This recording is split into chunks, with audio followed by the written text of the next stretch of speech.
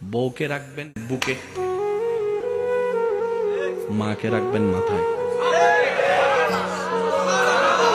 আর একটু জোরে জোরে জোরে জোরে, মা থাকবে মাথায়।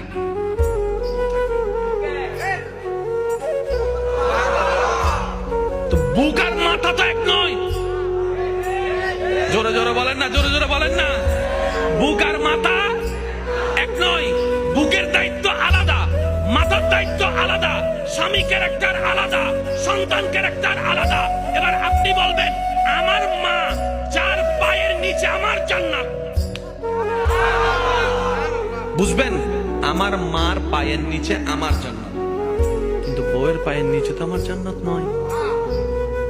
ও বউ, তোমার জান্নাত আমার বুকে, তুমি আমার বুকে আসো, আমরা দুইজন মিলে মার পায়ের নিচে যাই। আর জামিলা আছে? জোরে বলেন না, জামিলা আছে?